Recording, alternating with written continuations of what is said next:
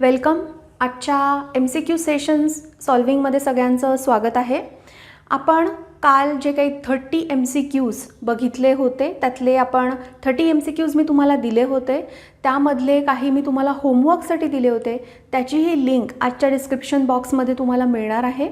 काल आपण 25 question discuss केले होते आणि काही क्वेश्चन मी तुम्हाला होमवर्क म्हणून दिले होते.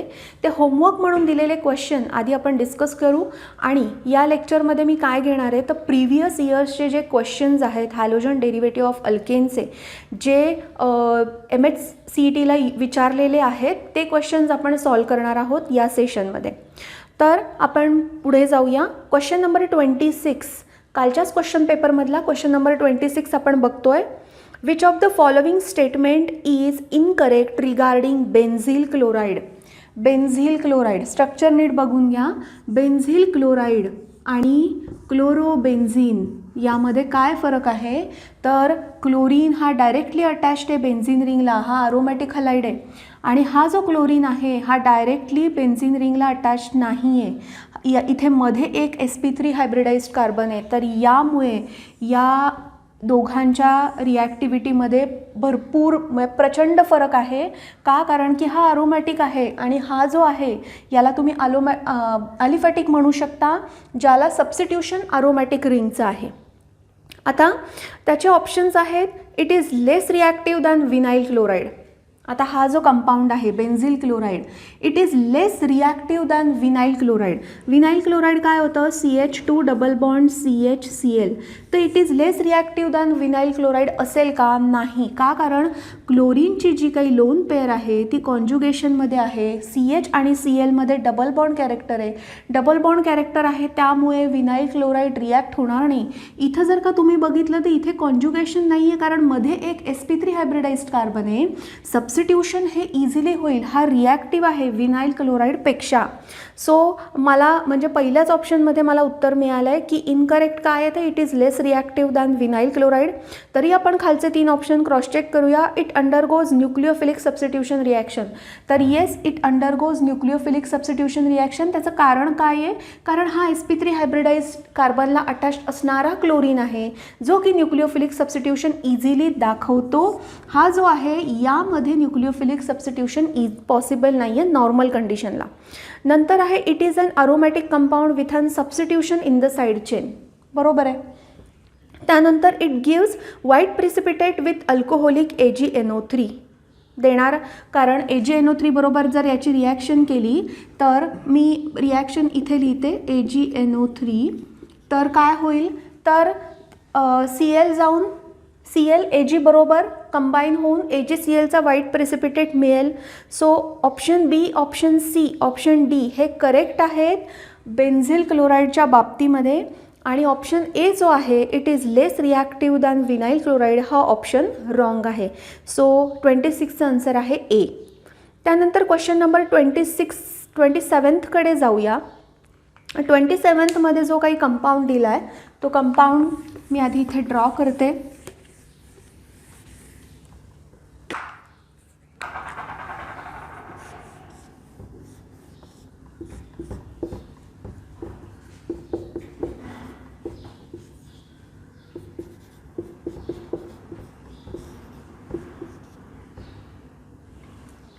क्वेश्चन आहे in the above process the product A is benzene,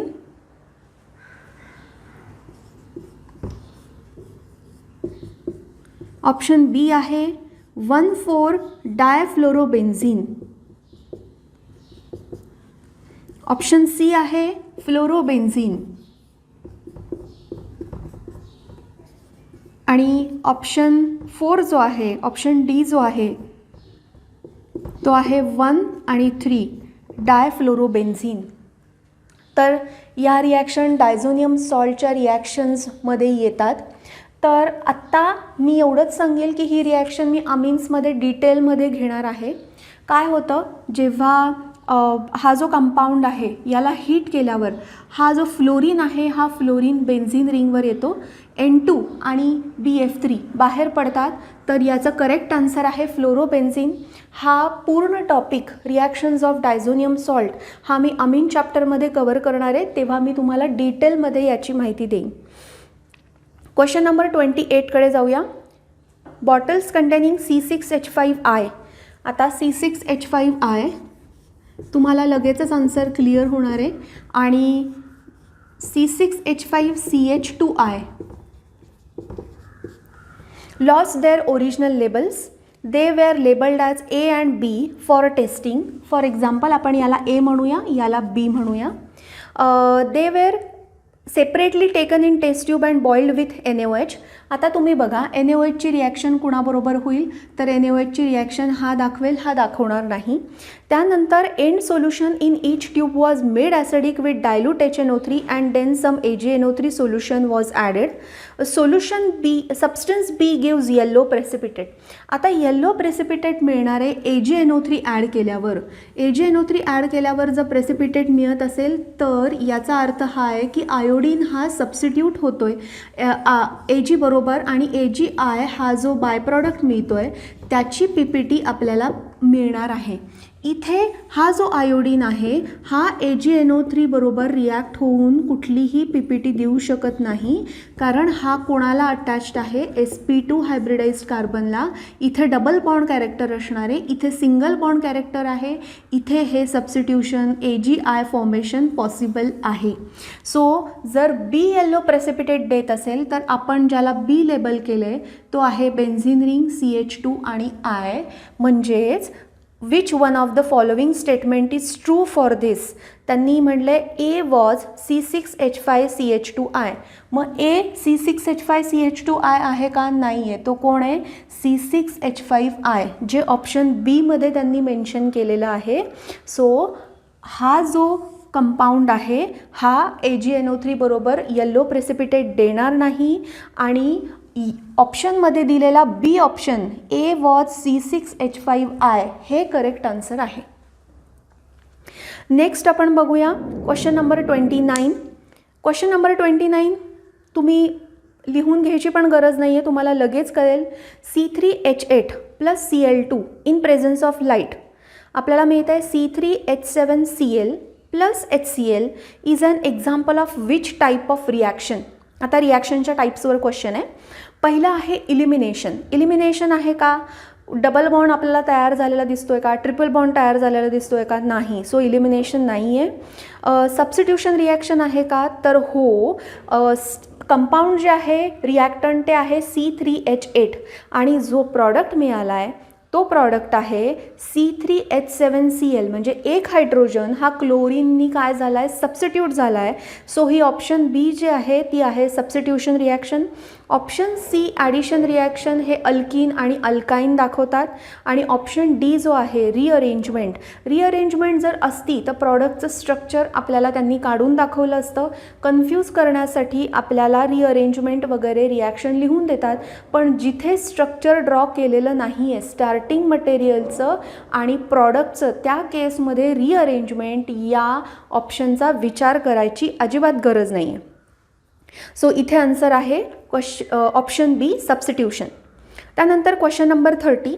N isomer C3H6Cl2 on boiling with aqueous KOH gives acetone, hence the isomer is. आता ही जी रिॲक्शन आहे ही अल्डिहाइड कीटोन कार्बॉक्सिलिक ॲसिड या चॅप्टरमध्ये मी डिटेलमध्ये तुम्हाला परत शिकवणार आहे, पण आत्ता आपण क्वेश्चन आला आहे तर तो आपण घेऊया. क्वेश्चन आहे की C3H6Cl2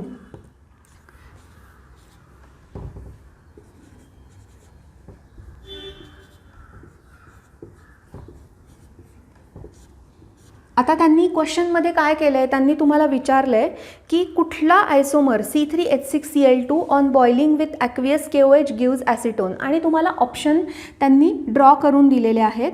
तर पहिला जो ऑप्शन त्यांनी ड्रॉ केलेला आहे तो आहे 1,3-डायक्लोरोप्रोपेन. 1 आणि 3 1 आणि 3 डायक्लोरोप्रोपेन. दुसरा जो ऑप्शन आहे तो आहे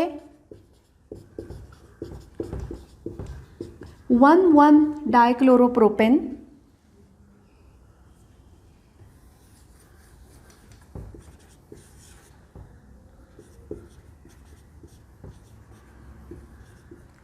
तिसरा जो ऑप्शन आहे तो आहे 1,2-डायक्लोरोप्रोपेन. आणि लास्टचा ऑप्शन जो आहे तो आहे 2,2-डायक्लोरोप्रोपेन. मी पहिल्यांदा जे स्ट्रक्चर काढलं होतं त्या स्ट्रक्चरवरून तुम्हाला हे लक्षात आलंच असेल की ऑप्शन डी हा करेक्ट आन्सर आहे. का? कारण मला तुम्हाला हीच रिॲक्शन करून दाखवायची होती, पण आपण प्रत्येक केसमध्ये बघूया की ते कसं पॉसिबल नाही आहे. आता मी जे उत्तर आहे त्यावर आधी तुम्हाला ॲडिशन करून दाखवते. On boiling with aqueous KOH म्हटले. सो ॲक्वियस KOH बरोबर रिॲक्शन केली तर आपल्याला माहिती आहे की कधीही हॅलोजन दिसला आणि ॲक्वियस KOH दिसला तर तुम्हाला क्लोरीन काढून त्याच्या जागी OH लिहायचा आहे. सो आपल्याला मिळेल इथे CH3, COH, COH आणि CH3. आता जेव्हा 2 OH एका कार्बनवर येतात तेव्हा नेहमी लक्षात ठेवायचं की ते स्टेबल नसतात आणि त्यातून H2O हा मायनस होतो. H2O मायनस झाला, मी तुम्हाला दाखवते इथे H2O निघाला आहे आणि तुम्हाला जो प्रॉडक्ट मिळतो आहे तो आहे CH3 C double bond O CH3. म्हणजे काय मिळालं आहे तर ॲसिटोन. ॲसिटोन कधी मिळू शकतो म्हणजे डबल बॉन्ड कधी फॉर्म होऊ शकतो जेव्हा क्लोरीन हे दोघं जणं एकाच कार्बनवर असतील. जर शेजारच्या कार्बनवर जर 2 OH असतील तर तुम्हाला इथे एक OH मिळेल, इथे एक OH मिळेल. पण मग समजा आपण करून बघूया एकावरती ॲक्वियस KOH. आता तुम्हाला मिळालं CH3 CHOH आणि CH2OH. पण आता इथे ॲसिटोन फॉर्म करण्यासाठी काहीच ड्रायव्हिंग फोर्स नाही आहे. मधल्या कार्बनवर डबल बॉन्ड कसा येणार? तर जेव्हा शेजारच्या कार्बनवर 2 हॅलोजन असतील म्हणजे विसिनल डायहलाइड असेल तर विसिनल डायहलाइड हे कीटोन तयार करण्यासाठी वापरत नाहीत. जेमिनल डायहलाइड जे आहे ते कीटोन फॉर्म करण्यासाठी वापरतात. तो पण त्याच्यासाठी पण कंडिशन आहे की जर जे 2 क्लोरीन आहेत जेमिनल डायहलाइडमधले 2 क्लोरीन आहेत ते जर टर्मिनल कार्बनला असतील तर आपल्याला जे काही मिळतं ते मिळतं अल्डिहाइड. आता इथे तुम्हाला करून दाखवते. याची रिॲक्शन झाली ॲक्वियस KOH बरोबर CH3 CH2 CH Cl मी OHनी रिप्लेस केले. ओके. आणि आता यातून आपण जेव्हा वॉटर मॉलिक्यूल काढून टाकू -H2O तेव्हा आपल्याला जे काय मिळतं CH3 CH2 C double bond O आणि H काय मिळतं तर अल्डिहाइड. तर नेहमी लक्षात ठेवा प्रिपरेशन ऑफ अल्डिहाइड अँड कीटोनमध्ये तुम्ही अल्किल हलाइड वापरू शकता. अल्किल हलाइडपासून कसं बनवायचं तर जेव्हा जेमिनल डायहलाइड असेल आणि ते जेमिनल डायहलाइड जेव्हा टर्मिनल कार्बनवर असेल शेवटच्या कार्बनवर तेव्हा आपल्याला जो प्रॉडक्ट मिळतो तो असतो अल्डिहाइड.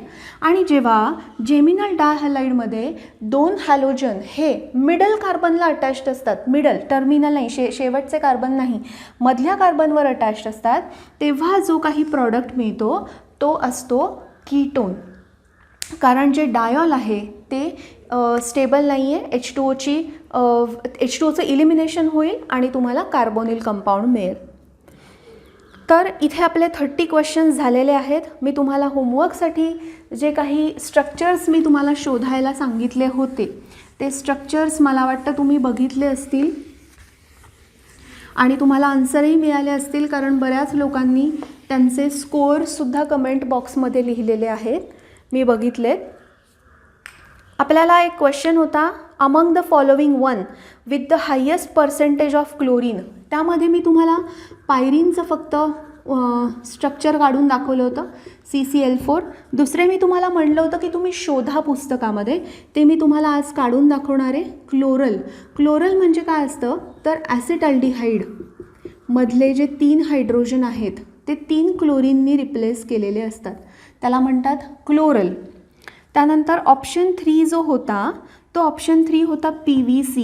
पण PVC कन्सिडर करायचा नाही या क्वेश्चनमध्ये कारण PVCचं ॲक्च्युअल काय मॉलिक्युलर वेट आहे ते आपल्याला माहिती नाही आहे. आणि गॅमेक्सेन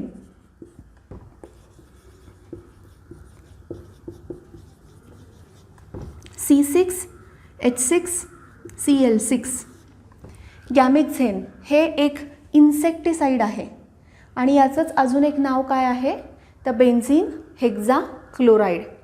सो हे 4 तुम्हाला ऑप्शन्सपैकी हे 2 ऑप्शन्स मी तुम्हाला घरी याचे स्ट्रक्चर शोधायला सांगितले होते आणि तुम्हाला फॉर्म्युला माहितीच आहे. पर्सेंटेज ऑफ क्लोरीन आपल्याला फाइंड आउट करायचं होतं. तर ते पर्सेंटेज ऑफ क्लोरीन आपल्याला फाइंड आउट करताना आपण फॉर्म्युला लिहिला होता की mass of chlorine in a given compound upon mass of organic compound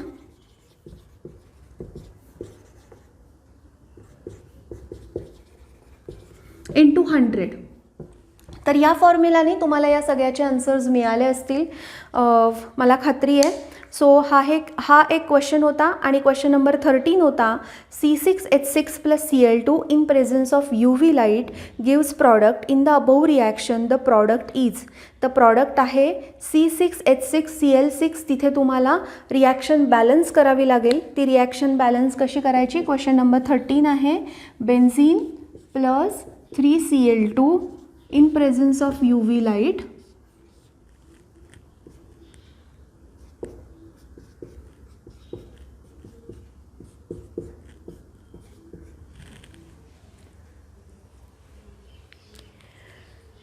so इथे आपण कालचा क्वेश्चन पेपर जो होता तो आपण कव्हर केलेला आहे. आता आपण जाणार आहोत प्रिव्हियस इयर्स क्वेश्चनकडे. मी 5-5 क्वेश्चन बोर्डवर लिहिणार आहे आणि मग आपण ते डिस्कस करणार आहोत. तर प्रिव्हियस इयर्स क्वेश्चन्स आपण सुरू करतोय. त्यामधला पहिला क्वेश्चन आहे which one of the following compound is optically active. Optically ॲक्टिव्हचा पॉईंट मी तुम्हाला सांगितला होता. ऑप्टिकली ॲक्टिव्ह असण्यासाठी त्या कंपाऊंडमध्ये असा कार्बन लागतो ज्याला 4ही ग्रुप वेगळे अटॅच्ड आहेत. जर 2 ग्रुप सिमिलर असेल तर त्याला आपण म्हणतो ऑप्टिकली इनॲक्टिव्ह. आता आपण या सगळ्याची हा क्वेश्चन सॉल्व्ह करण्यासाठी तुम्हाला सगळे स्ट्रक्चर ड्रॉ करावे लागतील. 2-क्लोरोपेंटेन हे पहिलं स्ट्रक्चर आहे. मी इथे खाली स्ट्रक्चर ड्रॉ करते.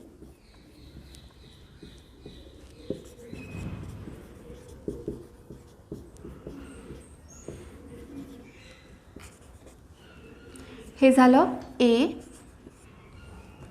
ऑप्शन बी आहे 3-क्लोरोपेंटेन.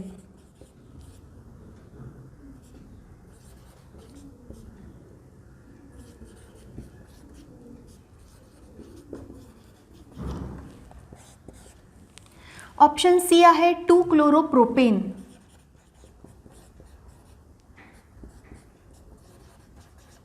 आणि ऑप्शन डी आहे 2-क्लोरो-2-मिथाइल ब्युटेन.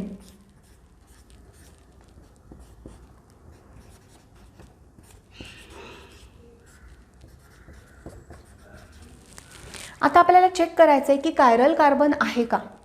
तर जर आपण डी ऑप्शनपासून सुरुवात केली तर आपण बघूया इथे तर 3 हायड्रोजन आहेत, इथे 1 क्लोरीन पण 2 CH3 आहे, त्यामुळे हा ऑप्टिकली ॲक्टिव्ह नाही. आपण आता 4ही स्ट्रक्चर ड्रॉ केलेले आहेत. आपण चेक करूया की कायरल कार्बन कुठला आहे. डी ऑप्शनपासून आपण सुरू करूया.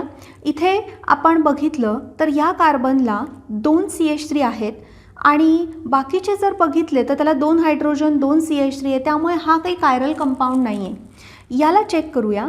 इथे 2 CH3 आहेत मधल्या कार्बनला, त्यामुळे 2 ग्रुप सिमिलर असेल तर ऑप्टिकली ॲक्टिव्ह कंपाऊंड नसतो.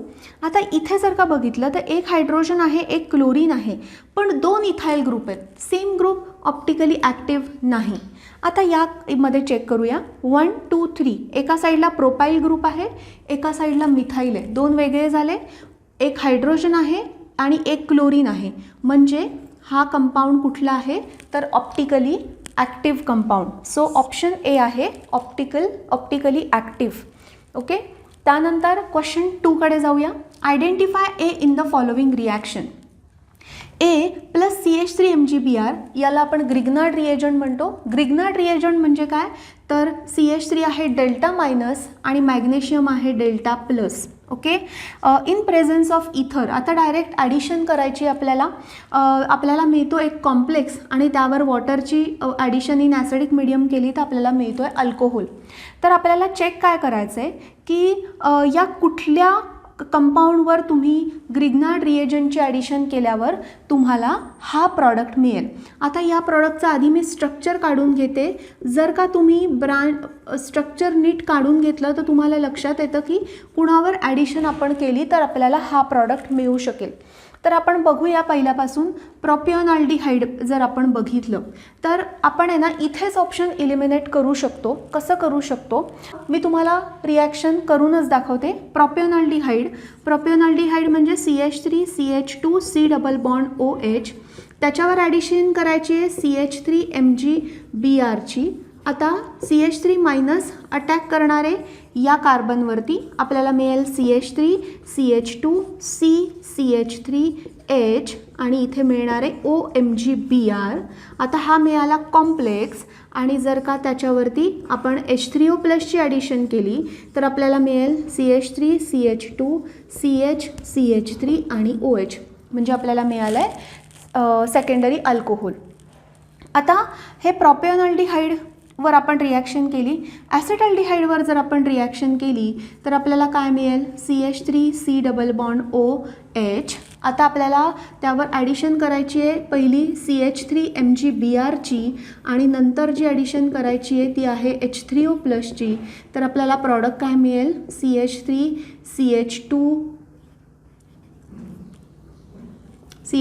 CHOH CH3. आता ॲसिटाइल क्लोराईडवर जर का आपण ॲडिशन केली, ॲसिटाइल क्लोराईड म्हणजे काय CH3 C double bond OCl, त्यावर जर आपण CH3 MgBrची ॲडिशन केली तर काय होतं, क्लोरीन निघून जाईल, तुम्हाला मिळेल CH3 C double bond OCH3, कारण क्लोरीन हा गुड लिव्हिंग ग्रुप आहे. आणि आता लास्ट बघूया ॲसिटोनवर ॲडिशन केली तर काय होईल. आता ॲसिटोनवर ॲडिशन करायची आहे CH3 C double bond OCH3 plus CH3 MgBr. आता ही ॲडिशन केल्यावर तुम्हाला कळेल CH3 COH CH3 आणि CH3. आता हा जो कंपाऊंड तुम्हाला मिळाला आहे हा कंपाऊंड झाला आपला दाखवलेला प्रॉडक्ट. म्हणजे ही जी ॲडिशन आहे ही ॲडिशन असणार आहे ॲसिटोनवर. So acetone is a correct answer. आता नेक्स्ट क्वेश्चन आहे which among the following is used as a refrigerator. Option आहे trichloromethane, dichloromethane, carbon tetrachloride, difluoromethane. तर आपण युजेसमध्ये बघताना बघितलं आहे की रेफ्रिजरंट असतो CF2Cl2 डायफ्लोरोमिथेन. कार्बन टेट्राक्लोराईड हा क्लोरीनचा सोर्स म्हणून वापरतात. डायक्लोरोमिथेन जो आहे तो पेंट रिमूव्हर म्हणून वापरतात. ट्रायक्लोरोमिथेन जो आहे क्लोरोफॉर्म तो ॲनास्थेटिक म्हणून वापरतात. तर हे जनरल आपण यूजेस असेच क्वेश्चन MCQ आला की आपण बाकीच्या ऑप्शनचा काय यूज आहे तो पण जर का रिवाईज केला तर आपल्याला MCQ सॉल्व करताना जास्त वेळ त्याला द्यायला लागत नाही. Reaction RCl plus COF2 gives RF. This reaction is called as. आता आपल्याला माहिती आहे की फ्लोराईड्स तयार करण्यासाठी आपण अल्किल फ्लोराईड्स आपण मेटल फ्लोराईड्स वापरतो तेव्हा आपल्याला अल्किल फ्लोराईड्स मिळतात. सँडमेयर्स रिॲक्शन ही अरिल हलाइड बनवण्यासाठी आहे. फिंकलस्टेन रिॲक्शन ही आयोडाइड कंपाऊंड बनवण्यासाठी आहे. वुड्स फिटिग रिॲक्शन म्हणजे वुड्स रिॲक्शनसारखी आहे ज्यामध्ये आपण दोन अरिल हलाइड जे आहेत की एक अरिल हलाइड आणि एक अल्किल हलाइड यांची वुड्स रिॲक्शन करून सबस्टिट्यूटेड अरोमॅटिक कंपाऊंड बनवू शकतो. आणि आता स्वार्ट्झ रिॲक्शन जे की आन्सर आहे अल्किल फ्लोराईड बनवण्यासाठी स्वार्ट्झ रिॲक्शन आपण वापरतो. तर आता मी काय केलं की जेव्हा मी MCQ सॉल्व करत होते मला उत्तर माहिती आहे की स्वार्ट्झ रिॲक्शन, तरीही बाकीचे जे तीन ऑप्शन आहेत ते तीन ऑप्शन तुम्ही मनातल्या मनात रिवाईज केले की याचा उपयोग काय आहे तर तुम्हाला तुमचे ते सगळे टॉपिक रिवाईज होत जातात. सँडमेयर्स रिॲक्शनचा यूज काय आहे लगेच इथे रफमध्ये लिहा. फिंकलस्टेनचा रिॲक्शनचा यूज काय इथे रफमध्ये लिहा. म्हणजे तुम्ही ते रिव्हिजन तुमच्या माइंडमध्ये चालू राहते आणि नंतर तुम्हाला करेक्ट उत्तरापर्यंत पोचण्यासाठी अजून पुढे प्रॅक्टिसनी फार विचार करायला लागणार नाही. तुम्ही बाकीचे स्वाट्स दिसलं की तुम्ही बाकीचे काही बघणारही नाही ऑप्शन. पण पहिली स्टेप अशी असू द्या की प्रत्येक ऑप्शनचा विचार आणि प्रत्येक ऑप्शनचा यूज काय आहे तो लगेच तिथे साईडमध्ये रफमध्ये लिहून ठेवा, जेणेकरून टॉपिकची रिव्हिजन होत राहते. आता नेक्स्ट आपला क्वेश्चन आहे, identify the catalyst X used in the following reaction. Okay, ही रिॲक्शन आहे प्रिपरेशन ऑफ अल्केन्सची. ओके, प्रिपरेशन्स ऑफ अल्केन्सची फ्रॉम अल्किल हलाइड. आपण जो चार्ट बनवला आहे त्या चार्टमध्ये तुम्ही अल्किल हलाइडच्या रिॲक्शनमध्ये ही रिॲक्शन ॲड करू शकता. अल्किल हलाइड आपल्याकडे 2 नेसेंट हायड्रोजन घेतलेत. ही हिंट आहे जो आपल्याला कॅटॅलिस्ट चूज करायचा आहे त्यासाठी. ओके, हे रिडक्शनच आहे बघा, ब्रोमिन गेला आहे, हायड्रोजन आला आहे. रिडक्शन रिॲक्शन आहे, हायड्रोजन ॲड केलेला आहे, पण तो हायड्रोजन कसा आहे तर नेसेंट फॉर्ममध्ये आहे. नेसेंट फॉर्ममध्ये म्हणजे काय तर हा आहे हायड्रोजन ॲटम. हा हायड्रोजन गॅस आपण त्यावर नाही ॲड केला, आपण काय ॲड केलं आहे नेसेंट हायड्रोजन. आणि नेसेंट हायड्रोजन तयार होण्यासाठी कुठले कुठले आपण कॅटॅलिस्ट वापरू शकतो ते आपल्याला शोधायचं आहे. तर alkyl halide plus nascent hydrogen आपल्याला हा एक्स शोधायचा आहे. काय मिळालं आहे तर एक हायड्रोजन जो ब्रोमिन होता त्याच्या जागी एक हायड्रोजन आला आहे, तुम्हाला मिळाला आहे इथेन आणि प्लस HBr. तर CaO आणि हीट हा ऑप्शन असू शकत नाही. का असू शकत नाही कारण CaO याचे यूजेस वेगळे आहेत. KMnO4 आणि K2Cr2O7 हा काय आहे तर ऑक्सिडायझिंग एजंट आहेत. तर ऑक्सिडायझिंग एजंट इथे याचं काम असण्याची गरज नाही. आता काय आहे तर zinc copper couple in alcohol. तर हा जो आहे हा कॅटॅलिस्ट या रिॲक्शन कंप्लिशनसाठी वापरला जातो. आता कॅल्शियम ऑक्साईड आणि हीटिंग. तर कॅल्शियम ऑक्साईड आणि हीटिंग तुम्हाला एक रिॲक्शन माहिती असेल अल्केन प्रिपरेशनची. आपण ती कशापासून बनवतो RC डबल बॉन्ड OONA आणि याची रिॲक्शन करायची आहे सोडियम सॉल्ट ऑफ ॲसिड. त्याची रिॲक्शन NaOH बरोबर in presence of calcium oxide आणि हीटिंग. तर आपल्याला मिळतं RH प्लस Na2CO3. हे जे प्रिपरेशन आहे sodium salt of carboxylic acid to RH यामध्ये कॅल्शियम ऑक्साईड आपण कॅटॅलिस्ट वापरलेला आहे ही रिॲक्शन पुढे जाण्यासाठी. KMnO4 आणि K2Cr2O7 हे जे दोघं जण आहेत हे ऑक्सिडायझिंग एजंट आहेत आणि इथे झालेलं आहे ॲडिशन ऑफ हायड्रोजन म्हणजे रिडक्शन. म्हणजे तुम्ही हा फक्त विचार करून हे दोघंही ऑप्शन B आणि C याला तुम्ही डिलीट करू शकता आणि करेक्ट ऑप्शन आहे zinc copper couple in alcohol. Next क्वेश्चनकडे जाऊया. Identify B in the following reaction. तर C2H6 plus Br2 in presence of AlBr3. आता आपल्याला माहिती आहे Br2 इन AlBr3 हा ब्रोमिनेटिंग एजंट आहे. आपल्याला ब्रोमिन येणार आहे, सबस्टिट्यूशन होऊन आपल्याला मिळेल ब्रोमिन. तर आता हा जो C2H6 लिहिला आहे त्याला मी फक्त CH3 CH2 आणि Br करते आणि C2H6 काय आहे तर CH3 आहे. आता याची reaction COOAg silver salt of carboxylate याच्याबरोबर जर का केली कार्बॉक्सिलिक ॲसिड याबरोबर जर का केली तर काय मिळतं तर हा Ag आणि हा Br AgBr as a bye product बाहेर पडतो आणि आपल्याला काय मिळतं आहे तर CH3COO आणि त्याच्यानंतर काय असणार आहे CH2CH3. आता हा आपल्याला प्रॉडक्ट कुठे मिळतो आहे तो बघू आपण. तर CH3COO हा पार्ट तर नेहमी कॉन्स्टंट राहणार आहे, हा चेंज होणार नाही कारण हा कार्बॉक्सिलेटमधला पार्ट आहे, हा नाही चेंज होणार आहे. फक्त Agच्या जागी इकडचा अल्किल ग्रुप येणार आहे. तर CH3COO आणि CH3 आपलं स्टार्टिंग मटेरियल हे CH3 नाही आहे, हे इथेन होतं सो हा नाही आहे. आता CH3COO C2H5 तर C2H5 हे बरोबर आहे का तर करेक्ट आहे, बरोबर आहे. आता इथे काय दिलं आहे बघा त्यांनी कन्फ्यूज करण्यासाठी C2H5COO. चेक काय करायचं तर C2H5COO यायची गरजच नाही आहे कारण COO हा CH3 बरोबर आहे, त्याच्यामुळे हा चुकीचा ऑप्शन आहे आणि हाही चुकीचा ऑप्शन आहे फॉर द सेम रिझन.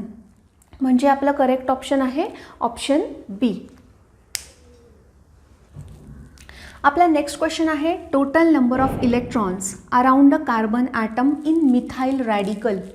आता मिथाइल रॅडिकल म्हटलं आहे, मिथाइल रॅडिकल म्हणजे CH3 आणि डॉट. आता CH3 आणि डॉट कार्बन कसे इलेक्ट्रॉन्स कसे मोजायचे, तर आपल्याला माहिती आहे की प्रत्येक जो सिग्मा बॉन्ड असतो त्याचे 2 इलेक्ट्रॉन असतात, 1 contributed by carbon, 1 contributed by hydrogen. So 2 + 2 + 2 6 आणि +1 7. So total number of electrons around carbon atom in methyl radicals are 7. So option D किंवा ऑप्शन 4 हा करेक्ट ऑप्शन आहे. त्यानंतर आपल्याला समजा यावरच अजून एक असा क्वेश्चन विचारला की CH3+ मध्ये किती इलेक्ट्रॉन आहेत.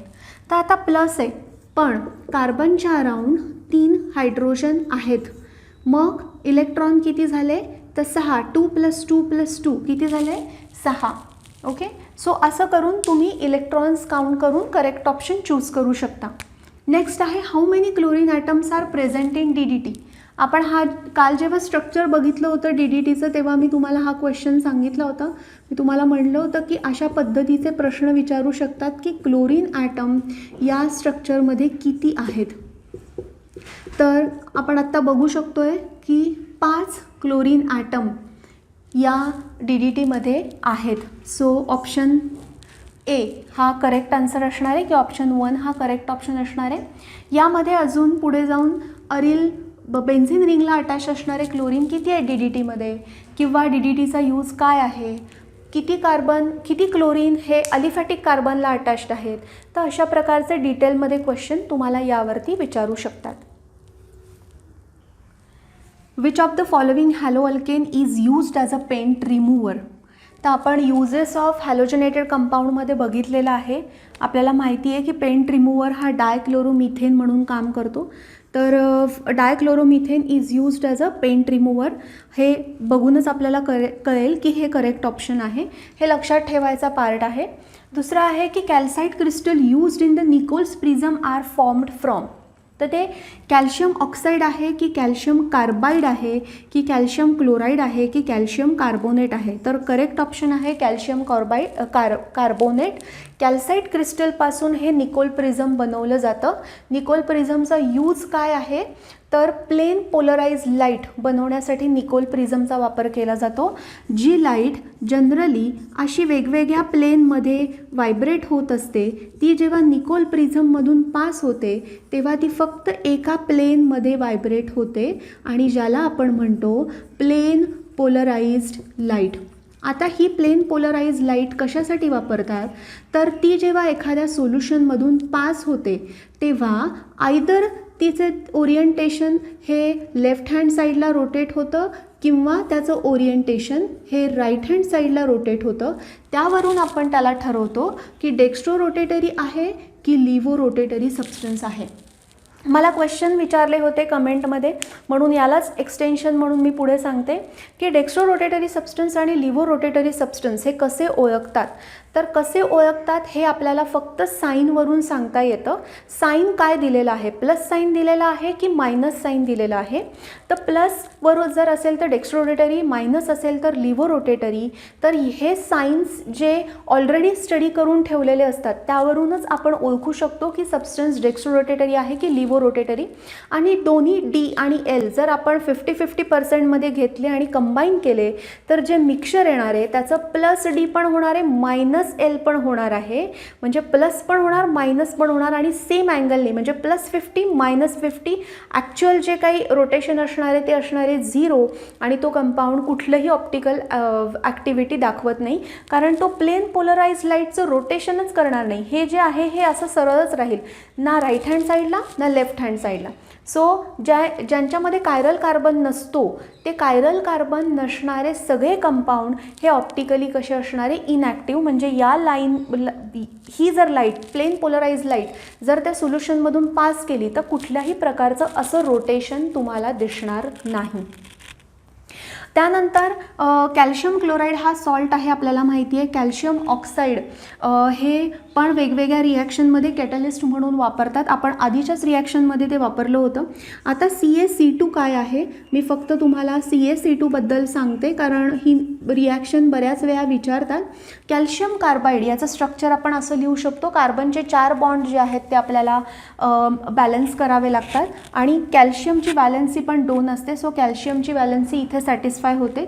याची रिॲक्शन जर का वॉटर मॉलिक्यूल बरोबर केली तर काय होतं, तर HC ट्रिपल बॉन्ड CH आणि CaOH ट्वाईस असं आपल्याला प्रॉडक्ट मिळतं. तर ॲसिटिलीन बनवायचं, ॲसिटिलीन बनवण्यासाठी इंडस्ट्रीयल प्रोसेस म्हणून या प्रोसेसचा वापर केला जातो कॅल्शियम कार्बाईड वापरून. सो असंच तुम्ही कुठलाही क्वेश्चन सॉल्व करताना तुम्हाला काय करायचं आहे, तर प्रत्येक ऑप्शनचा विचार करायचा आहे. जेव्हा तुम्ही प्रत्येक ऑप्शनचा विचार कराल तेव्हा तुमच्या डोक्यातून एक एक गोष्ट क्लिअर होत जाते किंवा जे कन्फ्युजन आहे ते कन्फ्युजन जाऊन तुम्हाला क्लॅरिटी मिळते. सो प्रत्येक ऑप्शनचा विचार करा. सुरुवातीला ऑप्शनचा विचार करा याचा अर्थ मला तुम्हाला असा सांगायचा आहे की भलेही तो ऑप्शन चुकीचा असेल, त्याचं उत्तर, तो ऑप्शन दिलेल्या प्रश्नाचं उत्तर नसू शकेल, पण त्याचा नेमका यूज काय आहे किंवा तो आपण कुठे वापरू शकतो, अशा प्रकारचं थिंकिंग जर तुम्ही MCQ सॉल्व करताना केलं तर तुम्हाला MCQ सॉल्व करताना खूप क्लॅरिटी येते आणि तुमचं कन्फ्युजन होत नाही. मिस्टेक्स या होणार नाहीत. तुम्ही 100% मिस्टेक्स अवॉइड करू शकता. सो आज आपण थांबूया. उद्या परत आपण प्रिव्हियस इयरचे क्वेश्चन घेणार आहोत. Thank you so much.